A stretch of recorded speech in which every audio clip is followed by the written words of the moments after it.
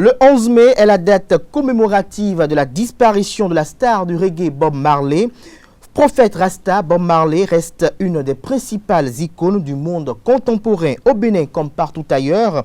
Plusieurs associations juvéniles s'organisent ce jour pour célébrer à leur façon cette commémoration atypique.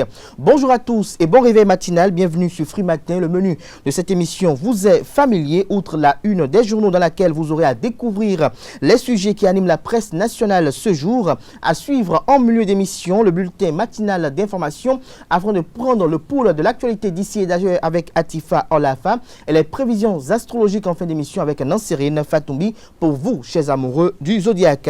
Avec l'invité spécial Ramadan Bachirou Lassisi qui est islamologue, secrétaire général de l'Association mondiale de l'appel à l'islam, également commissaire à l'éducation au sein de l'Union islamique du Bénin. Nous évoquerons la portée de la célébration de la fête du Ramadan, l'Eid el-Fitr. Dans le débat avec Joseph Perzo-Anago, directeur de publication du quotidien La Dépêche, et Georges Anagonou, socio-anthropologue également acteur politique, nous parlerons de la nomination de Paul Ronquet comme chef de file de l'opposition conformément à la législation en vigueur à cet effet en République du Bénin.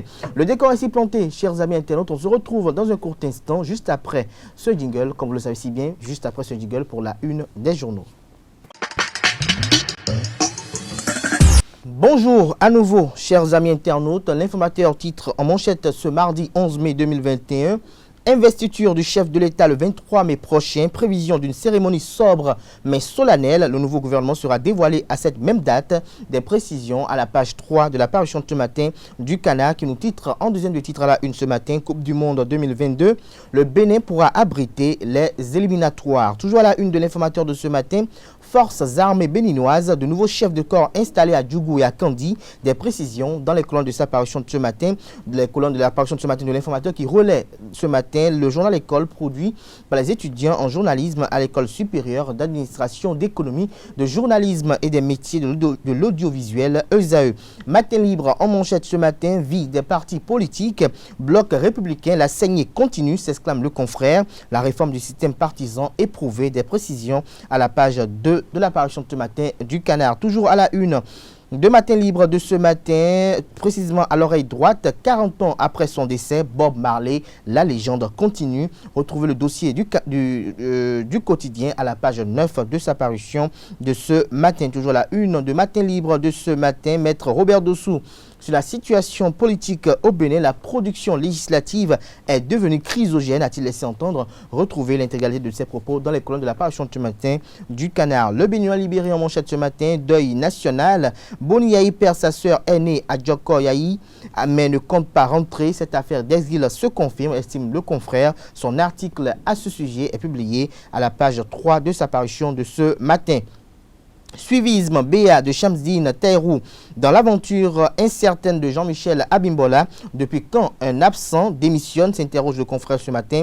L'article à ce sujet est publié à la page 8 de sa parution de ce matin. Retour portant interprétation des dispositions de l'article 92 de la nouvelle Constitution.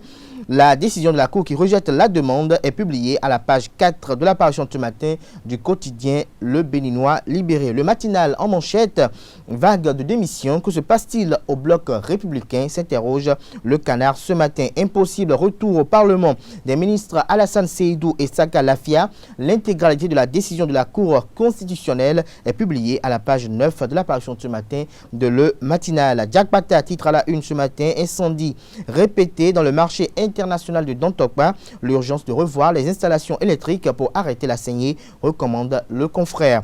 L'économiste à la une ce matin, marché de boissons, le Sodabi, une liqueur béninoise prisée aux États-Unis. Des détails à la page 10 de la parution de ce matin du Canard. La Dépêche en manchette, crise pré- et post-électorale. Bénin, une trajectoire politique dangereuse. Des précisions sur une analyse du confrère à la page 3 de sa parution de ce matin. Toujours à la une de la Dépêche de ce matin, Bénin Éducation, vaste opération de retrait, séance tenante d'attestation de réussite du baccalauréat. Des précisions à la page 2 de la parution de ce matin du quotidien La Dépêche. Nous passons à présent au quotidien Le Révélateur du jour qui titre en manchette ce matin, audience à la Cour constitutionnelle, plusieurs ministres visés par des plaintes. Des précisions à la page 4 de la parution de ce matin du quotidien Le Révélateur du jour. Nous passons à présent à Info Matin, transhumance au sein de la mouvance présidentielle. À qui profite le folklore politique, s'interroge le confrère. Et puis, fraternité pour finir ce matin. Mais avant, découvrons un autre titre à la une Info Matin de ce matin. Lutte contre le coronavirus, la guerre des vaccins fait rage.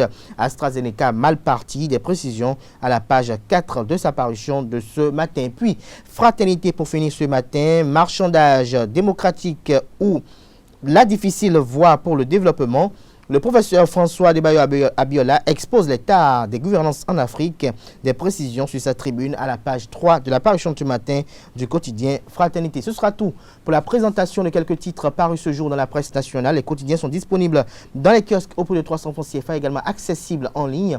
Nous passons à présent au bulletin matinal d'information de ce matin avec Atifa Olafa. Bonjour à toutes et à tous. La session 2021 du certificat d'aptitude professionnelle CAP a démarré ce lundi 10 mai 2021 au lycée technique de Kondéou à Cotonou. Le ministre de l'enseignement secondaire et de la formation technique, Kapo Marion, a procédé au lancement officiel. Le directeur du lycée, Nassarat Augustin, évoque les conditions particulières prises dans l'organisation de cette édition au micro de nos reporters. Pour croyant que je suis, quand on commence un examen, je ne veux pas souhaiter qu'il y ait des dégâts. C'est suivant les spécialités. Il y a certaines spécialités qui vont faire 3 jours, d'autres vont faire 4 jours. On ne peut pas rentrer sans masque. Non. Ça veut dire qu'on a exigé le port des masques dans le centre. Si le candidat n'a pas son masque, il ne peut pas avoir accès dans le centre. C'est pareil pour les suivants de salle aussi. Autre mesure, nous avons disposé des lave-mains et puis les gels hydroalcooliques aussi qu'on a envoyé dans les salles de composition. Si ce n'est pas vous perturber, nous on a même l'idée de fabriquer des tables, chaises dans beaucoup de salles. Les salles qui ont des tables bandes ne sont pas très nombreuses et on a tenu compte de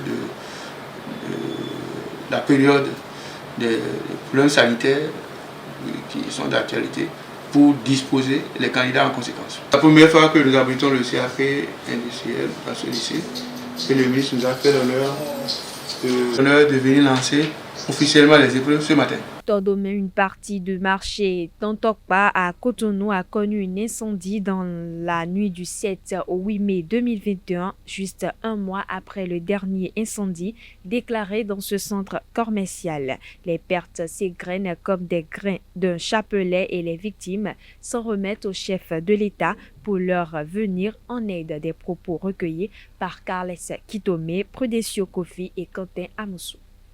Je suis dans le groupe des vendeuses de Cosette d'Ignam, Télibor. Ce qui m'a amené ici ce matin, c'est que c'était le vendredi 7, non, vendredi nuit, à 1h du matin, notre place là a pris feu. Ça a brûlé le vendredi nuit jusqu'au samedi matin. Donc quand on m'a appelé, moi on m'a fait appel le samedi à 7h. Je suis arrivé là-bas, tout est déjà brûlé. Mon hangar, il n'y avait plus rien. Alors que 2 jours avant ça, on est venu me livrer les marchandises. J'ai pris au moins 8 sacs de Cosette d'Ignam. Le sac est à 70 000 maintenant. Le petit sac, le grand est à 80 000. Donc j'ai pris 4 de chaque. J'ai pris 4 sacs de 70 000 chez une dame. La seconde dame aussi m'a donné 4 sacs de 80 000 de Cosette et 2 sacs de manioc. Le manioc est à 30 000 maintenant. Donc je vends du miel aussi. J'ai 2 bidons de miel, là, 2 bidons de 25 litres là. Le bidon de 25 litres est à 40 000, le bidon. Donc les 2 bidons font 80 000. Les Cosettes là, si on doit tout chiffrer maintenant, ça dépasse déjà 800 000. Donc tout est brûlé. Le hangar, tout, il n'y avait plus rien. Le parasol, les tables, tout. Je n'ai pas trouvé une aiguille. Donc maintenant, on demande le secours du gouvernement. Si le gouvernement peut faire quelque chose pour nous, vraiment, ça nous fera plaisir. Parce que ce que moi je sais est que si Dieu ne ferme pas une porte, il n'ouvre pas une autre. Face à cette situation, le directeur général de la Société de gestion des marchés autonomes, Sogema, demande une profonde étude de la situation afin d'éviter une répétition de ces drames dont la fréquence inquiète. Le mal est profond. Le mal est profond. Aujourd'hui, il n'y a plus d'espace à Dantokpa. Et nous avons hérité de ce point-là, le point de promiscuité qui se pose à Dantokpa. Nous l'avons hérité. Et nous sommes en train de travailler pour que on puisse quand même désengorger le marché. Et celui qui a vu, le premier citoyen béninois qui a vu ce mal, c'est le chef de l'État. Et qui rapidement a déjà anticipé sur les choses en lançant la construction de nouveaux marchés pour pouvoir désengorger Dantokpa et finir avec ce problème, avec cette situation qui s'observe dans le marché. Vous voyez? Donc c'est ça. Le mal est profond. Au lieu de distraire l'opinion, il faut qu'on arrive à identifier le mal et à chercher à trouver la solution à ce mal-là. C'est mieux que de distraire les gens, c'est mieux que de... En 2007, la zone Tordomain a connu 3 fois l'incendie en 2007, la zone Tordomain. Donc ce n'est pas une première dans l'histoire de la Sogema, ni dans l'histoire de Dantokpa. C'est vrai, ce n'est pas des choses qu'on doit souhaiter, mais disons-nous la vérité.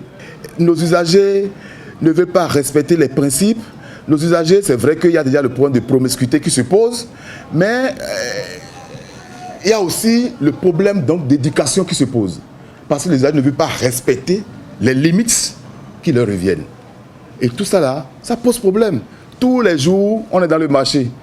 Tous les jours, je peux vous faire voir la note de service qui a été prise à cet effet. Tous les jours, on est dans le marché pour dégager les voies, pour libérer les espaces, afin que la circulation soit beaucoup plus fluide dans le marché. Mais lorsqu'il y a un incendie dans le marché, la première des choses, c'est de travailler, c'est de chercher, c'est d'identifier les causes de l'incendie. Si c'est venu par des individus, ou c'est causé par la nature, ou c'est causé par l'électricité qu'on sort, il revient aux enquêteurs de nous clarifier cette situation afin qu'on prenne les dispositions nécessaires pour que des choses comme ça ne se reproduisent plus. Tous ceux-là qui sont en train de saboter les efforts de la Sogema, c'est parce qu'ils veulent distraire l'opinion. Ça, il faut que je vous le dise. Le problème qui amène les incendies dans le marché, c'est plus profond. Et la Sogema a fait sortir une note de service depuis 2017 où chaque semaine, un comité doit descendre dans le marché 2 fois, je crois 2 ou 3 fois par semaine pour gérer, pour libérer les voies. Vous voyez, pour gérer la libération des voies. Et c'est un peu ça. Bon, on ne peut pas nous dire qu'on ne fait pas d'efforts. Ce n'est pas qu'on encourage ça. Ça fait mal parce que quand ça arrive une fois, ça crée des désagréments, ça crée des pertes et ça crée des dégâts matériels à nos usagers. Donc ça fragilise également la Sogema parce que s'il n'y a pas marché, la Sogema ne vivra pas. 7e journée de la Super League Pro, fin des séries noires pour Audio FC qui a battu à domicile Beke FC 2-1. Revivez les moments forts du match.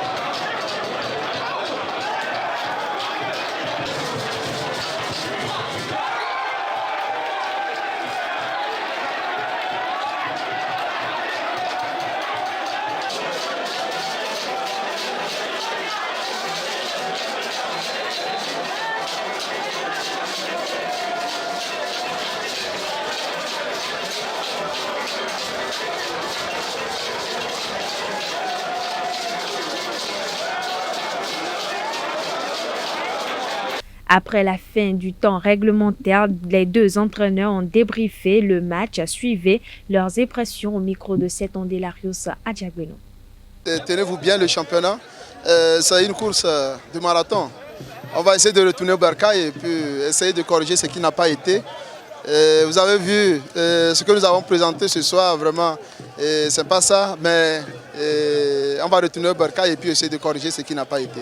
Aujourd'hui, vous allez voir que le côté arbitral, nous sommes des techniciens, on ne se prononce pas là-dessus, mais c'est des gens qui doivent aussi revoir leur copie. Hein, ça. Et puis seconde, au niveau de l'équipe adverse, certes l'équipe a gagné, mais l'équipe ne m'a pas convaincu par rapport à la prestation et autres. Mais c'est le football, vous savez, il faut savoir gérer. Ils ont remporté les 3 points. Nous on retourne au Bercail, on va corriger ce qui n'a pas été. Tactiquement, les poulons ont été disciplinés jusqu'à 90%. Les 10% qui restent, c'est parce qu'il fallait aussi. Vous avez l'impression quand vous gagnez un certain nombre de matchs et que vous avez encore un autre match à jouer à domicile, il y a cette peur, il y a cette pression qui anime et que tactiquement, à un moment donné, bon, chacun joue un peu à ce qui vient dans sa tête pour sauver les meubles. Cela a fait que tactiquement, on a été un peu moins discipliné à la fin du jeu. Il y a des moments forts et puis des moments faibles. On n'a pas su gérer nos moments faibles, donc ça nous a coûté cher et c'est ça. Les défaites que j'ai enchaînées m'ont donné de fil à retordre et qu'aujourd'hui maintenant j'ai renoué avec la victoire. Je crois que c'est de bonne guerre. Nous allons plus travailler pour que tout revienne encore parce que nous sommes une équipe gagnante. C'est vrai, nous sommes un petit poussé, mais nous allons essayer quand même de renouer avec la victoire de façon continue. Les Dragons de Louémé ont enchaîné une deuxième victoire d'affilée. Les Oranges et Noirs ont surpris AS Cotonou sur les installations 1-0 grâce à Jean Oguchi. Entre déception et satisfaction, Youssouf Tiamiou, entraîneur de l'AS Cotonou, et son homologue des Dragons, Lafius Yessoufou, se sont exprimés à la fin du match. Propos recueillis par Colombe Roussou et Samuel Aguilla. C'est pas facile à digérer. Quand on voit l'équipe en face de nous, ils sont beaucoup plus expérimentés. Il y a plus de maturité en face par rapport aux gamins, ils sont plus jeunes. La différence, c'est l'expérience. Nous, on va continuer à travailler. Et c'est l'attaque qui n'a pas beaucoup marché parce qu'on a eu des occasions, on n'a pas concrétisé. Oui, c'est une satisfaction, une grande satisfaction. Il faut reconnaître que nous avons mal démarré la Super League Pro. Mais je pense que c'est le football et nous pouvons nous rattraper. Et nous avons commencé, nous allons nous battre jusqu'au dernier moment. Nous avons joué contre une équipe de l'AS Cotonou très bien en place. Vous avez vu comment ils ont joué. C'est une équipe qui joue très bien. Ils ont un bon groupe. Et je pense que ça n'a pas été facile. Mais l'essentiel, ce qui compte, c'est d'avoir les 3 points. Nous l'avons ce soir. Et ce sera tout, chers internautes, pour ce bulletin matinal d'information. Merci pour votre attention et à demain. Merci à vous, Atifa Olafa, pour la présentation de ce bulletin matinal d'information. Vous retrouverez à 19h Billy Leiby pour la grande édition du journal télévisé sur ESAE TV. Place à présent à l'invité spécial Ramadan de ce matin sur Free Matin. L'invité spécial Ramadan, Bachirou Lassisi, bonjour. Bonjour, monsieur le journaliste. Ce matin, nous parlerons de la fête de Ramadan, l'Eid el-Fitr. Dites-nous quelle est sa portée pour le fidèle musulman. Est-ce qu'il peut avoir un fidèle musulman, par exemple, qui, après le Ramadan, dit peut-être le jour de la fête de Ramadan, moi, je ne fête pas, mais je veux jeûner encore pour adorer mon Dieu. Merci beaucoup, monsieur le journaliste. Bonjour, chers amis téléspectateurs. Au fait, le jour de la Eid el-Fitr, le jour qui marque la fin du jeûne du mois de Ramadan, c'est le premier Shawwal, comme nous l'appelons en islam, et ce jour, c'est le jour de la fête. Le prophète Mohammed sallallahu alayhi wa sallam a annoncé que le jeûneur, c'est le musulman qui a jeûné à 2 joies. La première, le jour où il va terminer le mois de Ramadan, il pourra fêter, et le jour où il va rencontrer son Seigneur. Donc, cette joie qu'a annoncé le prophète Mohammed sallallahu alayhi wa sallam a une portée que le musulman doit obligatoirement l'observer. Même on nous a dit, même s'il n'a pas jeûné, c'est même pas dit qu'il va jeûner, le musulman, le jour de la fête, avant d'aller à la prière de la Eid, doit nécessairement manger quelque chose. C'est-à-dire pour faire la différence entre ce jour de jeûne, ce jour par rapport au jour d'hier. Donc quelqu'un qui jeûne le jour de Ramadan... Et il a commis un grand péché. C'est un péché. Il a commis un grand péché. Il ne peut pas se dire que bon, mon Allah, parce que tout le monde mange aujourd'hui, moi, pour montrer un peu la plénitude de mes douleurs, de mes ressentis, je sacrifie encore ce jour de fête de Ramadan pour quand même un jeûne est adoré. Ce qui est contraire à la tradition de l'islamique. Donc, on ne peut pas jeûner le premier jour de Shawwal, c'est le jour de la fête. Et le jour, comme on le dit, Yom Akele wa Shurub, le jour où nous allons manger, nous aurons la joie. Dans cette journée, on doit nécessairement manger. Même avant d'aller à la prière de Eid, il faut nécessairement manger. Même si c'est une petite date, quelque chose, ou mettre de l'eau simple, pour prouver qu'aujourd'hui, je n'ai pas jeûné. Aujourd'hui, c'est un jour différent. C'est un jour différent. Ok, c'est un jour différent, mais est-ce que pour la fête de Ramadan, est-ce qu'il y a des dispositions particulières? Est-ce que, par exemple, parce que c'est le Ramadan, je dois forcément coudre une tenue? Est-ce que parce que c'est le Ramadan, je dois forcément changer d'accoutrement? Je dois tuer, par exemple, le mouton? Est-ce qu'on peut tuer, par exemple, le mouton également le jour de Ramadan, par exemple, également?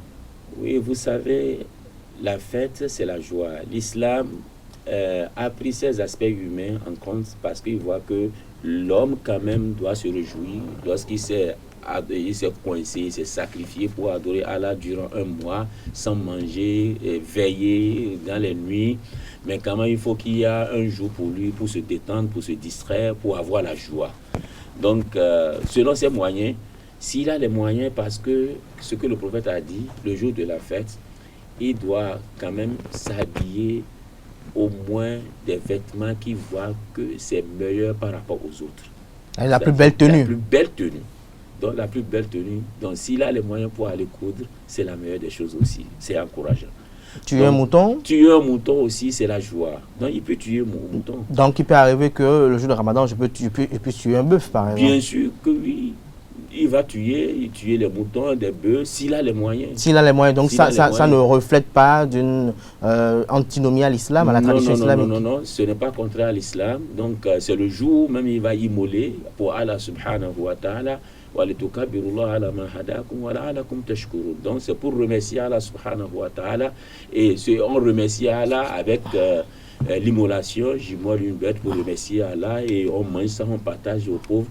Donc c'est une très bonne chose. S'il a les moyens pour tuer un mouton, c'est très très bon en islam et c'est pas contraire. C'est très bon en islam, mais est-ce que lorsque je tue par exemple une bête pour le Ramadan et que je tue une bête pour la Tabaski, est-ce que je dois peut-être tuer une bête pour le Ramadan, 3 pour la Tabaski, ou bien c'est en fonction de mes moyens toujours? Non, au fait la bête de la Tabaski, ça c'est une obligation. Si le musulman a les moyens, ça là, il ne faut pas faire la comparaison entre les deux. Mais pour Ramadan, c'est facultatif, si tu as les moyens. Mais la Tabaski, c'est une obligation d'abord, mais l'obligation est liée à une condition que tu as les moyens. Donc il ne faut pas s'endetter pour tuer une bête. Le Ramadan, ce n'est pas une obligation, mais si tu en veux, tu as les moyens, tu peux y tuer. Donc c'est ça la différence. Mais celui qui tue pour Ramadan et qui a les moyens pour tuer pour Tabaski, c'est la même chose. Celui qui a augmenté, c'est la meilleure des choses. Mais celui qui a tué pour Ramadan, et voilà qu'il n'a pas les moyens pour la Tabaski, n'a pas commis un péché. Donc tout ceci, c'est pour nous dire que l'islam est très simple à comprendre et à accepter. Si l'individu a les moyens pour tuer, c'est très bon. S'il n'a pas les moyens, il n'a pas un péché. S'il n'a pas les moyens, il n'a pas un péché. Alors dites-nous, est-ce que par exemple, demain mercredi, est-ce que nous aurons certains fidèles musulmans de certaines contrées qui vont fêter? Bien sûr, oui, nous en aurons, parce qu'il y a des pays qui ont débuté le jeûne de Ramadan avant nous. Je prends l'exemple du Niger et quelques pays de Maghreb. Nous avons l'Algérie aussi, qui ont débuté le jeûne avant nous. Donc pour ces gens-là, d'office, ils doivent fêter demain, puisque leur jeûne aujourd'hui va compter 30. Donc le jeûne ne doit pas dépasser 30, 29 ou 30. Alors eux, je pense qu'ils ont mal débuté. Selon moi, ils ont mal débuté, ils n'ont pas bien observé le croissant de la lune avant de commencer leur jeûne. Donc leur jeûne aujourd'hui est à 30. Or pour nous, nous sommes à 29 aujourd'hui. Donc nous attendons toujours l'apparition ou bien la vision ou bien l'observation de la lune. Et si nous observons la lune aujourd'hui, nous allons fêter demain. Au cas contraire, on fête le jeudi. Ça, c'est la tradition islamique. Mais eux, ils ont fait l'erreur et ils ont commencé le jeûne avant le jeûne même, proprement dit. Mais il faut fêter ensemble, non? Oui, si on va fêter ensemble, si la réalité est apparue, on va fêter ensemble. La réalité, c'est de voir la lune. Est-ce qu'au nom de l'Union et au niveau de l'Union islamique du Bénin, est-ce que, puisque vous êtes commissaire à l'éducation, c'est l'Union islamique du Bénin, est-ce que vous vous organisez quand même pour évaluer les enjeux afin d'informer les fidèles musulmans pour qu'ils soient au courant de quand est-ce que sera la fête? Mais comment ça se passe habituellement? Bien sûr que oui, vous savez, si vous allez observer, il y a depuis quelques ans, 3 ans, 4 ans comme ça, il n'y a plus de désordre au niveau de la célébration des fêtes dans la communauté musulmane ici au Bénin. Parce que l'Union islamique a pris des bonnes dispositions pour pouvoir chercher à comprendre. Parce que vous savez, nous sommes tous des savants au sein de la communauté musulmane. Et que chacun a des relations partout. Donc peut-être il y a quelqu'un qui a des relations en Arabie Saoudite, quelqu'un qui a des relations au Soudan, quelqu'un d'autre au Koweït. Donc ils suivent les imams de là-bas pour dire qu'est-ce que vous avez. Ils ont observé la lune. Si nous on dit ce qui est contraire à ce que eux ils ont entendu là-bas, alors on ne va pas respecter. Maintenant, pour unir la communauté, nous apaisons tout le monde de se patienter. Tous ceux qui ont des relations comme ça, on les appelle autour d'une table. Aujourd'hui, on aura une concertation à 11h. Aujourd'hui, au siège de la Maï. Donc, on aura une concertation à 11h pour voir quelles sont les tendances. Qu'est-ce que vous avez eu? Qu'est-ce que toi tu as eu? Quelles sont les informations? Et attendre encore avec nos relations que nous disposons avec les hauts dirigeants d'autres pays arabes islamiques qui ont la capacité d'observer la lune avant nous. Pourquoi? Parce qu'ils sont en avance sur nous dans les fuseaux horaires. Parce qu'au moment où ils seront en train de payer la prière de 19h, nous sommes ici en train de payer la prière de 16h. Donc là-bas, ils ont déjà trouvé la lune, nous on sera déjà au courant ici. Donc ce qui veut dire que chaque fois, nous avons l'habitude de faire une politique. Une politique est que nous prenons toutes les dispositions que la fête sera pour demain. Et nous prenons encore une autre disposition que la fête sera pour après-demain. C'est-à-dire le mercredi ou le jeudi, c'est comme ça, c'est déjà pris. Et nous gardons toutes les deux dispositions comme ça. Alors si nous avons une confirmation, paf, voilà ce que nous voyons. Ce qui veut dire que le temps de dire que, donc c'est maintenant jeudi, on va commencer par se préparer. Non, on fait tout ça bien avant. Bien avant. Donc, et là, maintenant, on délivre le message et on informe, et voilà, par tous les médias, donc on informe la communauté. Parce qu'il y aura les médias qui seront là aujourd'hui et qui vont prendre tout en compte. Nous allons faire un message pour la nation, pour la communauté musulmane, et que tout le monde sera au courant du jour de la fête. Ce qui veut dire que plus tard, aux environs de 16h, 17h, on en aura la confirmation, on saura quand est-ce qu'il faut fêter. Donc, et ceux qui n'en auront pas cette confirmation verront au journal de 19h l'information. 19h, ça c'est sur la télévision nationale. Pour rappel, chers amis internautes, la Amaï, c'est ça, Amaï, Association mondiale de l'appel à l'islam. Nous allons suivre de très près cette actualité déjà autour de 15h, 17h, comme l'a dit tout à l'heure l'islamologue. Nous en saurons davantage sur la précision au sujet de la célébration de la fête de Ramadan. Les précisions vous seront données au cours du journal télévisé de 19h. Place à présent au débat de ce matin sur Free Matin. Le débat de ce matin sur Free Matin, chers invités, bonjour à vous. Bonjour Kader, bonjour. Père Zoanago, Georges Anagonou. Je commence par Père Zoanago, que dans un titre accroché ce matin en manchette, crise pré- et post-électorale, Bénin et une trajectoire politique dangereuse. Qu'est-ce que vous insinuez à travers ce titre ce matin, Père Zoanago? Je n'insinue rien, je ne fais que dire exactement ce que nous tous nous remarquons.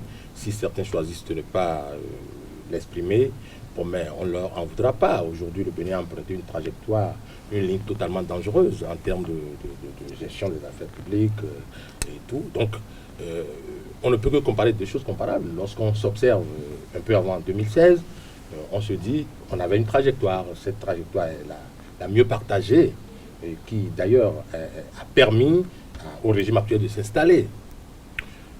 L'actuel régime est en train de tracer une autre trajectoire qui ne permet à aucun autre régime de s'installer si tant est que ce rythme est maintenu.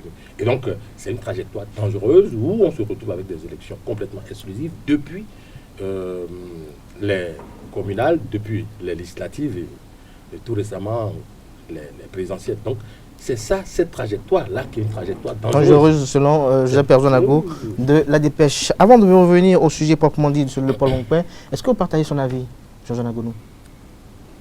En fait, ce qu'il faut retenir, c'est que nous faisons de notre pays ce qu'il doit être. Et ça dépend du travail quotidien de tout un chacun de nous, mais surtout du travail quotidien des leaders. Vous voyez, Aujourd'hui, c'est vrai qu'avec la technologie, la téléphonie et tout, tout est amplifié, tout est amplifié. Et sinon, il y a des choses qui se passaient, dont on n'a jamais parlé, mais depuis 5 ans, on a parlé de tout. On a tout dit. On a amplifié tout. Et donc, à partir de ce moment-là, les contextes en matière de jugement peuvent changer. Parce que ce qui est sûr, il y a une trajectoire qu'on ne peut pas laisser et qu'on ne laisse pas. C'est que dans notre pays, lorsqu'un régime vient, ce régime a une durée de vie. D'accord? Ça, cette trajectoire, perso, ne la perdez jamais. On ne doit pas la perdre. Et moi, je ne veux pas la perdre pendant que je suis là. Et donc, qu'est-ce que cela signifie? Cela signifie qu'un régime en place, en train de mettre en pratique la politique qu'elle a promise et qu'il a promis du moins avant de venir, on découvre peut-être que cette politique n'est pas à l'avantage de tout le monde, d'accord? Et comme nous sommes respectueux des tests que nous nous sommes donnés, nous nous disons, bon, ce régime-là a une durée de vie, et lorsque sa vie, et ce régime finit de faire son temps, eh bien, ce régime partira et un autre viendra. Je dis toujours aux gens, les présidents qui sont restés au pouvoir jusqu'à mourir, ils ont une seule malchance, c'est qu'ils ne se sont pas donné le temps de voir quelqu'un d'autre gérer à leur place. Est-ce que pour vous, la trajectoire, elle est bonne? Nous sommes sur une trajectoire que nos tests nous ont donnée, et que cette trajectoire-là, nous devons la respecter. C'est-à-dire que nous n'attendons, j'ai dit en 90, on n'a pas offert la démocratie au Bénin. Les Béninois se sont battus et ont obtenu la démocratie. D'accord? Eh bien, nous n'attendons pas que quelqu'un vienne nous donner autre chose que ce que les Béninois ont envie de faire. Parce qu'un peuple, vous pouvez le duper une fois, mais vous ne le dupez jamais tout le temps. Jamais tout le temps. Et donc, à partir de ce moment-là, moi, je pense qu'un régime est en place, en train de mettre en pratique, en train d'exécuter le programme qui s'est donné. Eh bien, si ce programme-là, il donne et que nous pensons que, d'ailleurs, c'est pourquoi je dis les seconds mandats servent à ça. Les seconds mandats servent à apprécier de façon spécifique qu'est-ce que le régime est venu faire. Parce que ce régime n'attend plus renouveler son mandat prochainement. C'est fini. Nous sommes dans le dernier mandat et après ça, les Béninois pourront décider. Donc, une trajectoire, n'attendez pas que ça soit une faveur que le régime nous donne. Non. Personne n'a fait de faveur aux Béninois. Les Béninois se sont bagarrés. Les Béninois ont lutté pour avoir leur démocratie et ça doit rester comme tel. Alors, Joseph Perzolago, pour revenir vers vous, pour aller dans le vif du sujet qui nous réunit. Ce matin, Paul Rompé est nommé chef de file de l'opposition. Dites-nous quelles sont vos appréciations sur la procédure de cette nomination et est-ce que vous estimez que Paul Rompé a même de remplir avec efficience cette tâche? Mais je voudrais d'abord qu'on s'entende parce que nous sommes des intellectuels ici. Je ne suis pas un là. Ah ben je pense, je nous soupçonne d'être des intellectuels et je voudrais, l'intellectuel procède d'une certaine façon, c'est-à-dire il y a une méthodologie. On doit s'entendre sur un concept, le concept de chef de file. Chef de file qui est au-dessus, au bout du fil, au début du fil, à la tête, lead. Ouais. Un leader, quelqu'un qui respire le leadership. Alors là, la question que je voudrais poser, parce que je me refuse depuis quelques moments, n'est-ce pas, de focaliser mes réflexions sur un personnage. Mais je ne peux m'éviter de le faire tout le temps dans la mesure où l'un imbriquant l'autre. C'est-à-dire, il y a d'un côté un parti politique qui est une structure, une institution, et d'un autre, un responsable de ce parti. Et les deux se mélangent parce que quand on parle de leadership, un groupe peut être un groupe de leadership. Et puis une personne ou un personnage est leader. Dans le cas d'espèce, il y a des règles qui régissent le comportement. Il y a des critères qui définissent un leader. Celui dont vous appelez, que je vais pour la première fois depuis quelques moments appeler le nom et me mettre dans la démarche que vous aviez imprimée sur le plateau, s'appelle Paul Rompé.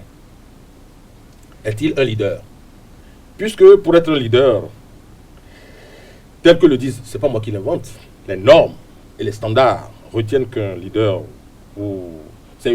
ça peut être une entité supérieure qui est là pour satisfaire des objectifs communs. Le leader ou le chef de file, et là on revient sur le chef de file, est généralement la tête d'un mouvement, d'un parti politique ou d'une organisation. Il occupe la première place et est clair, a des objectifs, des buts, des démarches scientifiques qui arrivent à rassembler le plus grand nombre de personnes ou de mouvements derrière. Il est le leader. Et le leader, parfois on dit leader charismatique. C'est un rassembleur. C'est-à-dire qui a du charisme. Ah, là je reviens pour me dire, Paul Rompé, dont on parle ici, est-il charismatique? A-t-il du charisme? Est-il un meneur d'hommes? Est-il un manager? Ça aussi c'est un leader. Je nous laisse dans cette interrogation. Et je laisse mon frère d'en face qui piaffe d'impatience de parler, de le dire. On va définir cela des experts ici sur le plateau. On ne va pas raconter des histoires d'hommes debout, on va parler de ce que c'est qu'un leader, celui qui est le lead. Est-ce que vous pensez, Georges Anagonou, que Paul Rompé n'est pas un rassembleur? Est-ce que vous pensez qu'il n'est pas leader? Est-ce que vous pensez que la nomination de Paul Rompé serait biaisée? J'avais peur lorsque Perzo a commencé par lire ce que les livres ont dit, ce que les dictionnaires ont dit du leader. Et j'avais cru que, en faisant ça, il allait sortir Paul du cadre. Mais il a replacé Paul du cadre. On va dire de qui, on va se dire de qui on parle. De qui parle-t-on? Voilà un jeune venu à l'université. Nous, on était le classique du mouvement étudiant. On était là. Donc, voilà. Et donc, on pouvait se dire, ouais, ce jeune-là, il n'a pas de l'avenir. Il a regardé ce que nous faisions. Et il s'est dit, il y a ce groupe-là, je peux avoir mon avenir dans ce groupe-là. Même si le groupe est minime, même si le groupe est décrié. Tu vois ce que je veux dire? Mais le garçon, il s'est embourbé dedans. Il s'est embourbé dedans. Et après, jeune instituteur, celui que tu peux alors appeler leader, je ne sais pas si lui aussi il est, mais c'était le professeur. D'abord, c'était Humponou. D'accord? C'était le noir Humponou qui a pris Paul Rompé avec lui, avec qui il a commencé par travailler. Et comme ça se passe comme ça, vous voulez suivre sa trajectoire. Et donc, quelques temps après, il est venu avec Nago. D'accord? Nago a fait de lui, et par trajectoire, par le sillon de Nago, il est devenu le maire de Bopa. D'accord? Celui qu'il a introduit auprès de Yaïboni. Quelques temps après, il était devenu plus dynamique que le maître. Et donc, il a pris la place de Nago auprès du président Yaïboni. D'accord? Regardez cette trajectoire-là. Quelque temps après, son parcours, il est devenu ministre. Ah, le jeune instituteur, ou bien le jeune étudiant que je t'avais pris tout à l'heure à l'université, il est devenu ministre. Mais en étant maire, il a compris que il faut rendre solide sa base. Si vous connaissez l'histoire politique, la sociologie politique de notre milieu, vous allez comprendre comment est-ce que Rompé Paul a joué. Des gens, des aînés à lui, ont joué et ils n'ont pas réussi. Ils n'ont pas joué sur quelle sociologie politique. C'est que dans notre coin là-bas, quand on parle de la commune de Bopa, l'ethnie majoritaire, ce sont les Sahoué. D'accord? Et cette ethnie majoritaire-là, mais les intellects du milieu viennent de Bopa. Et il s'est dit, ce que je vais faire, je vais me rabattre sur l'ethnie et jouer sur cette file-là. Le gars a joué. Et quand on faisait les élections communales, pour aller vite, quand on faisait les élections communales, on pouvait te dire SPBE n'a plus de chance et tout ça. C'est ce que je me disais. Mais sur le terrain, il nous a montré que chez lui, c'est-à-dire dans l'arrondissement de Lobogo, qu'il est maître et qu'on ne peut pas le détrôner. On n'a pas réussi à le détrôner. Sur cette attends. Non, puisqu'on voulait parler de l'individu, pour que tu le retrouves dans la définition que tu as donnée, je te le replace sur 7, allez-y. Bon, ok. Donc, sur 7. Quelqu'un m'a appelé quand je t'ai parlé pour dire, mais est-ce que vous ne pouvez pas là un terrain? Et j'ai dit, mais vous n'avez pas suivi la campagne. Pendant la campagne, j'ai toujours dit que le duo Soumanou, Paul Rompé, que ce duo-là avait du terrain sur lesquels on ne peut pas les battre. De toute façon, aujourd'hui, pour les présidentielles, quand vous allez dans l'arrondissement de Loboko, eh bien, Paul a presque doublé le score de ce que nous avons obtenu pour le duo Talon-Talata. Est-ce que vous allez dire que celui-là, il ne s'est pas bâti? Mais est-ce que ça suffit pour le qualifier de leader selon vous? J'ai dit quelque chose. Vous voulez être président de la République? Il y a un parcours qu'il faut avoir. Non, mais vous voulez être président de la République? Soyez d'abord chef de village chez vous. C'est-à-dire, faites-vous accepter par les gens de chez vous. Mais l'autre duo, leur terrain était où? Et le résultat, on l'a vu quand même. Donc, celui-là, il a un terrain. D'accord? Et lorsqu'on voulait prendre le premier responsable de FCBE après les turbulences et tout, c'est aussi pas d'abord le grand congrès qui a eu lieu à Parakou. Il a été choisi secrétaire national. C'est-à-dire, comme les gens vice-présidents. D'accord? Il ne s'est pas imposé, ce n'est pas consensus. Mais lorsque les turbulences sont venues et qu'il fallait reconstituer FCBE, c'est encore... Je chronomètre votre temps d'intervention. Je vous donnerai le temps que vous voulez. Mais non, le même temps vous sera donné. Oui, mais je vais parler de l'homme parce que je ne vois pas pourquoi on est en train de crier un peu partout. Pourquoi Paul Moupen, ou bien on a dit il n'a pas de charisme. Il a du charisme. Il s'est construit. Il s'est construit, lui. Et comme il s'est construit, il a su, chacun regarde le chemin où il y a de l'opportunité. Il a saisi toutes les opportunités qui se sont présentées à lui pour être là où il est aujourd'hui. À partir de ce moment-là, moi je ne vois pas, c'est un leader charismatique parce que vous devez être fort de la maison avant de sortir. Il est fort. Je vous reviens, Georges Anagonou, selon Georges Anagonou, Paul Moupen est leader, il est charismatique et il est fort. Et il a rappelé un peu son parcours. Est-ce que vous partagez, je dirais, le même parcours, les mêmes observations avec Georges Anagonou? Je ne suis pas d'accord avec lui. Puis je voudrais le mettre en garde lorsqu'il y a cette teinte de régionalisme ambiant qui... C'est notre sociologie politique. Qui exhale vos expressions, il y a danger quelque part. Je ferme cette parenthèse pour dire que moi je voudrais être scientifique, je voudrais être technique. C'est tout, il n'y a rien à dire, et pragmatique en plus. C'est vrai que il parle d'opportunisme, mais je voudrais dire tout, d'accord, sauf que les FCBE en réalité, il s'agit de quoi? C'est une petite histoire. Lors des présidentielles de 2011, je peux m'abuser, il y a eu un candidat du Sud qui s'est spécialement, je sais qu'il a conseillé, il s'est habillé, il a porté un boubou que Feu Mathieu Kérékou portait souvent sur ses affiches, qu'on avait même partagé dans les ministères et tout à l'époque. Il a mis le couvre-chef, c'est-à-dire le chapeau et tout. Mais c'est un jeune cadre qui était candidat. Vous savez, à Tchoumi, au nord du Bénin, dans les endroits où il n'a jamais mis pied, il a fait un score extraordinaire. Et la nuit, au cours de la nuit électorale, on lui a demandé, mais comment expliquez-vous, c'est Dagba Rétis. Rétis Dagba. Tout à fait. On lui a demandé, mais là, je parle sur l'histoire, je parle du concret. On lui a demandé, mais Rétis Dagba, vous avez fait un score extraordinaire, mais à quoi cela est dû? Et puis il n'arrivait pas à s'expliquer. Il dit, bon ben, on a fait une campagne. Il n'a pas quitté Cotonou et environ. Mais vous n'arrivez pas à expliquer ce que c'est? Il ressemblait à Kérékou. Mes oncles, mes tantes du Nord, ils y ont mis le cachet et puis c'est terminé. FCBE, aux dernières élections, législatives, je vous en prie, législatives et autres, le nom FCBE, allez dans certaines régions qui sont restées traditionnellement collées au FCBE. On vote, on ne veut pas savoir si c'est Djemba, on vote, on ne veut pas savoir si c'est FCBE. C'est une religion. Merci bien de me le dire. Comme c'est le cas d'ailleurs du PRD, où les gens, les yeux bandés, voilà, les yeux bandés choisissent. On a choisi. Et donc je voudrais tout de suite balayer d'un revers de main. Tu n'as rien balayé encore. C'est-à-dire cette assertion qui consiste à dire il a du terrain, ils ont du terrain, les FCBE ont du terrain. Absolument pas. Ils ont profité d'une image, ils ont profité d'un logo. Et j'ai encore la parole. Je crois que j'ai encore la parole.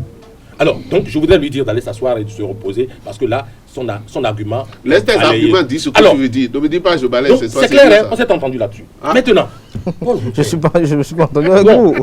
Paul Moupen, c'est qui?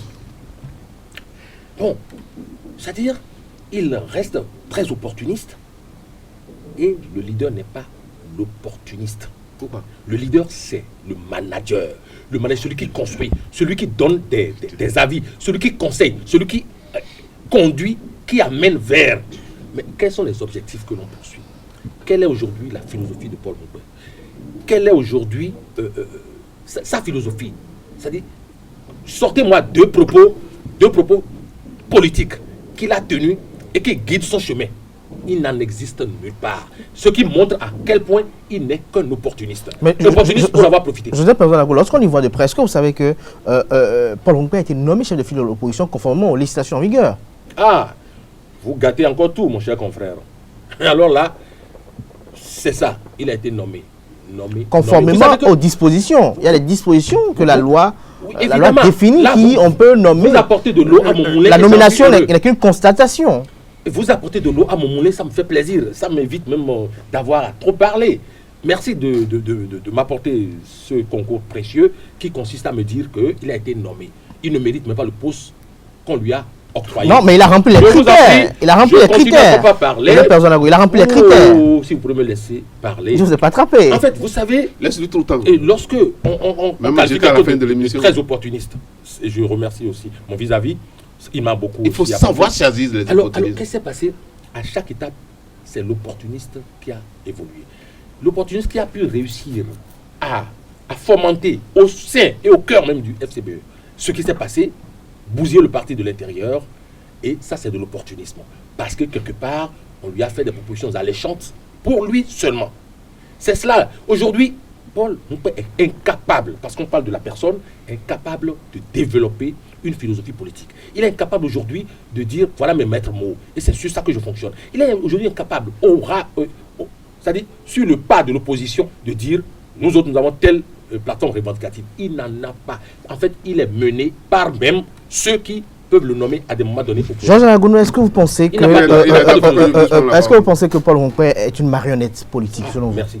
Est-ce que vous pensez? Parce que à entendre Joseph Pervon-Ago, on a comme l'impression que c'est cela. Non, c'est justement, c'est pour ça que j'ai tracé son parcours. Si vous tracez son parcours, cela veut dire qu'il a un objectif dans sa vie depuis le début. Et que tout ce qu'il fait est en train de suivre et d'aller dans le sens de ces objectifs-là. C'est ça qu'on appelle quelqu'un qui connaît son chemin et qui sait où il va.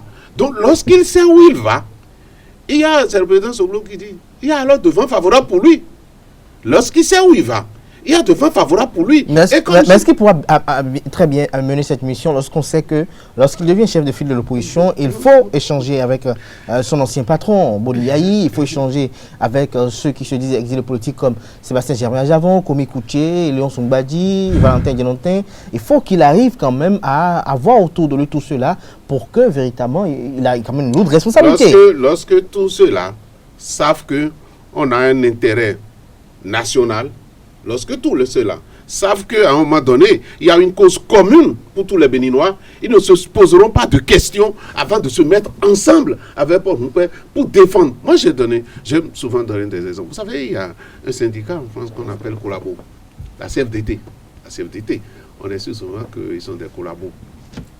Mais lorsque le gouvernement prend un décret, et la CGT, leur rival incommensurable, mais lorsque le gouvernement prend un décret et que ça concerne la cause commune, tous ceux-là, ils se mettent ensemble pour aller contre l'adhésion du gouvernement. Ça fait que la loi sur l'emploi jeune et sous Raffarin a été rappelée.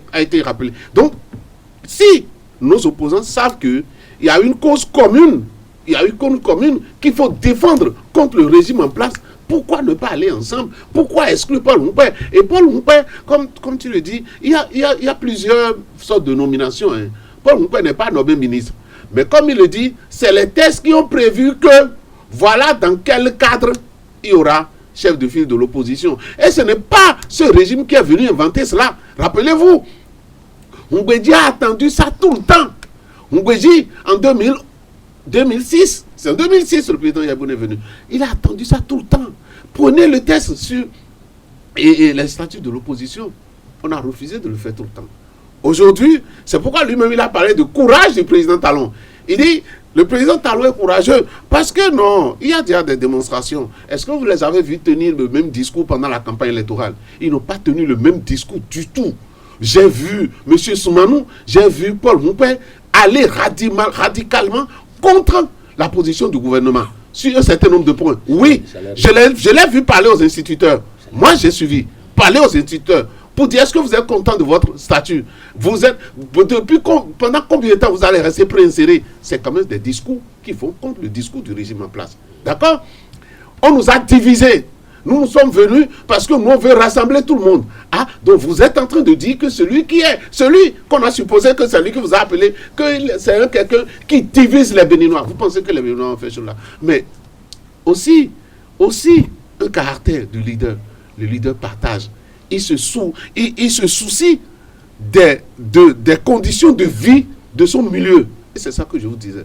Pour dire, quand Paul Mouka a été ministre, quand Paul Mouka a été maire, c'est ça ce que vous dites. Mais les gens de Bopa et précisément les gens de l'arrondissement de Lobogo ne l'oublieront jamais. D'accord? Parce qu'on saura. Donc, il a le souci de partage avec les gens.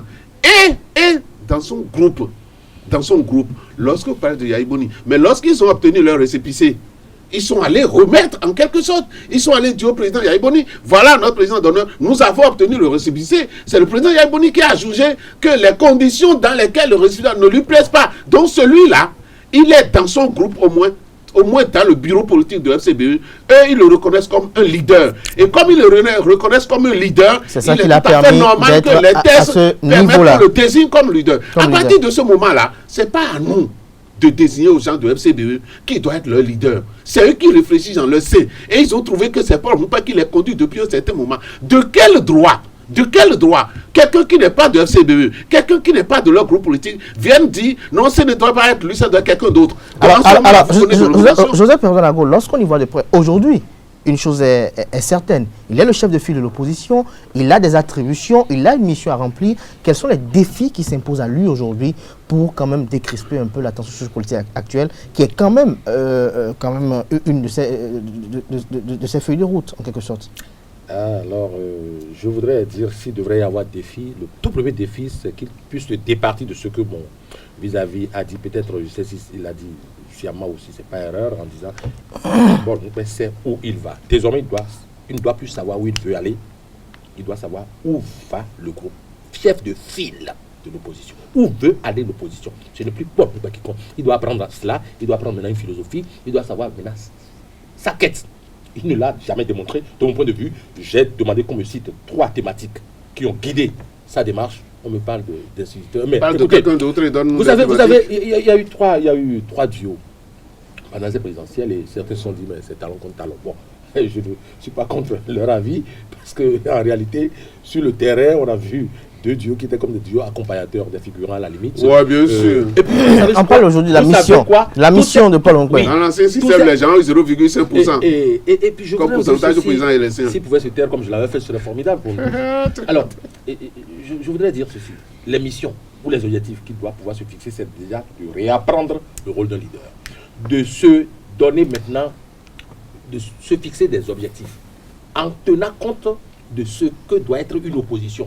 Jusque-là, il ne m'a jamais démontré qu'il est de l'opposition depuis le... Malgré le discours qu'il tient, malgré la campagne électorale. Je vous demande de me sortir 2 thématiques de discours et vous n'arrivez pas. Mais je vous ai dit que c'est thématique pendant la campagne maintenant. Vous savez, l'autre duo aussi a été virulent pendant la campagne. Et on sait que c'est comment. Parce qu'en fait, c'est quoi? Je vous dis... Et ce duo-là a eu quel pourcentage? Je vous désigne, je vous dis, bon, venez jouer le rôle d'opposant. Ouais, bien et puis vous savez, quand vous venez, il faut quand même me critiquer. C'est bon, non? Alors, merci. Les défis, c'est qu'il doit réapprendre le rôle d'un leader de l'opposition. Qu'est-ce que c'est que l'opposition? Paul Mouka ne le savait pas, il va falloir qu'il apprenne et qu'il puisse l'apprendre à ceux qui sont autour de lui. Parce que tout le temps, il a pataugé dans le suivisme. Je veux, comme l'a dit mon contradicteur, il a voulu pour lui. Maintenant, il faudrait qu'il veuille pour le groupe et pour... Alors, Jean-Jean Agonou, pour finir ce débat très rapidement, peut-être nous aurons le temps de revenir davantage. Dites-nous, quels sont les défis qui s'imposent à Paul Mouka? Je veux celui qui est le bien commun de nous tous. Et les défis, c'est justement qu'il doit En 60 secondes. Oui, il doit rassembler.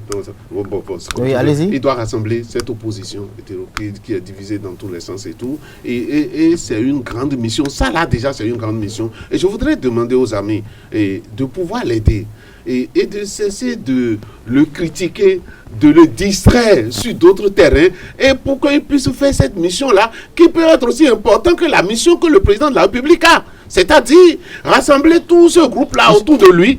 Non, ils auront toujours un consensus. C'est ce que moi je crois au consensus. Et qu'ils peuvent toujours se retrouver autour de ce groupe-là et diront de toute façon aujourd'hui, c'est toi qui as officiellement le flambeau. Tiens bon cela, nous allons rester avec toi. Il devra voyager pour aller rencontrer ceux qui sont hors du pays. C'est sa mission. C'est pourquoi je ne veux pas que les gens comme Perzo le distraient. C'est pas normal. Ne le perturbez pas. Laissez-le faire la mission qui est la sienne. Et il a dit lui-même. S'il est rétif aux critiques, il en aura. Non, pas à satiété. Non. Je lui en servirai à l'appel. Non, c'est parce que qu'il puisse tu es en train de le distraire, c'est pas la même chose. Non, je ne le distrais pas. Je vais merci à vous, chers invités. Merci à vous, Joseph Perzo Anago. Merci également à Georges Anagonou. Je crois qu'on aura le temps de refaire également ce même plateau pour analyser davantage les missions et défis qui s'imposent à Paul Mokpé pour l'accomplissement avec efficience de cette lourde tâche, de cette lourde responsabilité qui lui incombe désormais, celle de chef de file de l'opposition, afin que l'opposition soit davantage plus organisée et puisse quand même rentrer en possession de certaines de ces doléances qui sont quand même latentes au sein de la classe politique. Merci à toutes et à tous, chers amis internautes. Nous installons à présent Nasrine Fatoumi pour les prévisions astrologiques du jour. Bonjour chers internautes et bienvenue sur le message des Astres Bélier. Belle journée dans l'ensemble. Vous êtes entrés dans une nouvelle routine et aucun événement notoire ne viendra la perturber, ce qui vous arrange en ce moment précis. Amis taureaux, vous n'atteignez vos objectifs que si vous abordez votre travail avec calme et détermination. Pensez à vérifier que vous avez bien payé vos factures en attente pour ne pas avoir de mauvaises surprises. Chers Gémeaux, les changements à l'horizon, les changements de fond sont à l'ordre du jour. Vous aurez envie de revoir vos objectifs professionnels et de les analyser. Cancer, charisme, gentillesse et efficacité, vous bénéficierez d'une grande popularité sur votre lieu de travail. Elle pourrait être à l'origine d'une bonne surprise. Natif du signe Lion, vous commencerez à récolter les fruits d'un travail qui vous a demandé beaucoup de temps et d'efforts. Félicitations donc, vous pouvez être content de vous-même. Vierge, journée très banale, les demandes raisonnables ont des chances d'être satisfaites. Pour le reste, l'espoir est toujours permis. Laissez une marge de manœuvre dans votre planning, sinon vous allez courir toute la journée. Ami Balance, votre charme se révélera très efficace auprès de votre partenaire. Profitez des bons influx astro pour vous faire de nouveaux amis ou pour renforcer vos liens. Scorpion, cette journée s'annonce plutôt agréable. Tout vous plaira dans votre travail. Aujourd'hui, vous aurez l'impression de redécouvrir certains collègues en travaillant avec eux. Chers Sagittaires, journée favorable à vos amours et à vos relations affectives. Vous serez plus brillant et charmeur que jamais. Vous n'aurez aucun mal à séduire, mais n'en abusez pas. Capricorne, vous ferez preuve d'une compétence et d'une efficacité à toute épreuve. Vous vérifierez toutes les informations, même il semblerait que passer derrière vos collègues ne vous dérange pas. Avant-dernier signe du zodiaque Verseau, votre réalisme revient en force. Tout ce qui est lié aux démarches officielles ou juridiques est favorisé. Profitez-en pour régler toutes les formalités administratives en retard. Dernier signe du zodiaque Poisson, pour finir journée sans souci, vos efforts vont porter leurs fruits. Ce n'est pas le moment de relâcher votre attention. Faites preuve d'une grande détermination. C'est tout, amis internautes, pour les prévisions astrologiques de ce mardi matin. Merci de nous avoir suivis. À demain. Ainsi prend fin Free Matin de ce matin. Merci pour l'attention à toutes et à tous. Excellente journée et à demain.